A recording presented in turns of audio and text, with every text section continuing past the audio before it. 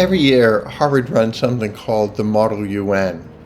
They're not the only school. It's done in high school and other colleges run it. But each year when Harvard runs it, they get literally schools, colleges from all over the country to come in and to participate in it. And essentially what it is each school represents a particular country. And their job is to essentially act in the same interest that that country would act, and to begin to see sort of how the UN actually works, how it tries to accomplish the things it's supposed to. And so in the Harvard Model UN, they follow the same rules of order that would occur at the UN itself. And usually what happens is each year when a school comes, they have to play a different country than they did the year before. And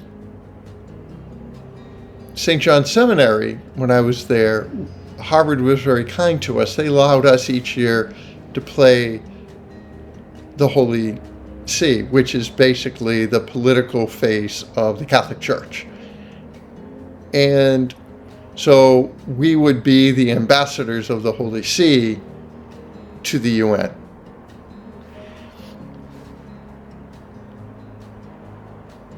Essentially, the Holy See acts as in an observer status, but still can very much participate in all of the things that happen. And so that each year, a group of us would go and we would represent the Holy See or the Catholic Church at the UN and bring sort of a Catholic message or Catholic dimension to whatever the discussions were that were happening.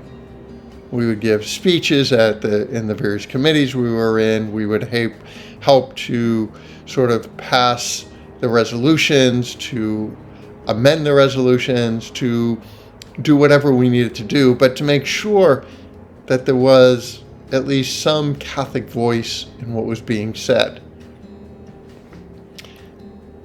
What fascinated me was not that. That was interesting. I actually really enjoyed being part of the committees and working through the various resolutions and projects that would be put forth. It was more about the connections that I would make with many of the delegates, because we would go dressed, in our clerics, just like this. And so it was very clear that we were there to represent, the Catholic Church.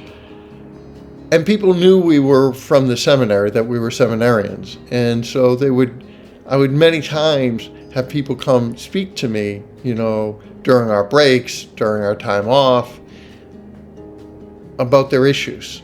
Sometimes it was their issues with the church. Sometimes it was things that they were struggling with in their own faith life, and they needed just someone to be able to begin to start talking through some of that stuff. And it's that side that fascinated me. It's how open people became, even though I wasn't even a priest yet. I was just a seminarian. And yet what I would discover there is the hunger that people had for wanting a deeper relationship with the Lord, and how important that was really to them. But also what the struggle it is. The struggle with so many different voices out there telling us to go in so many different directions. The voices that are telling us sort of what life should be about. And many of those voices contradict what the church will tell us. The direction the church is trying to lead us, which ultimately really is to lead us in the way of Christ. But with each person I came to speak with, what I came to realize was, even as they heard all of these different voices, they knew ultimately there was something wrong in all of the things they were hearing. And they needed to hear something authentic. Now, I know a lot of people have issues with the teaching of the church, and I know a lot of people have issues with the stances that we are taking in this day and age, thinking that we're out of date, the church doesn't really know what it's saying, that it needs to really get with the times, that it's just stuck in the past. The amazing thing is, those same issues the church has faced for 2,000 years. There's been no time in the church's history that there hasn't been someone telling the church that she needed to change her teachings.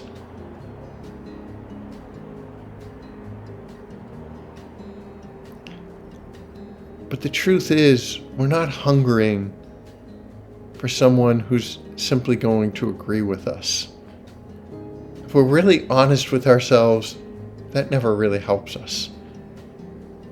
The person who really helps us is the one who challenges us to change, who challenges us to look at life in a different way, who challenges us, well, against our own desires and wants. And that's ultimately what the church is about. The church has one mission, and it's the mission of Christ. It's not the mission of the people of God. It's not about making people feel good about themselves or comfortable in their choices and the life that they're living. The role of the church is to challenge us to come to Christ as we are, but to be open to change. I saw that hunger in so many people at the Model UN and honestly throughout most of my priesthood. The truth of the reality is, I think the world really is hungering to find the truth. But the problem is, the truth can only be found in one place, in Jesus, who told us, I am the way, the truth, and the life.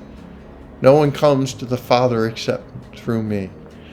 Our deepest hunger is to know God. Our deepest desire, our very nature, is to be in union with Him. May we seek truly to find not the voice that agrees with us, not the voice that will make us feel good about our choices and decisions. Let us seek rather to find that voice of challenge, the voice of Christ. God bless.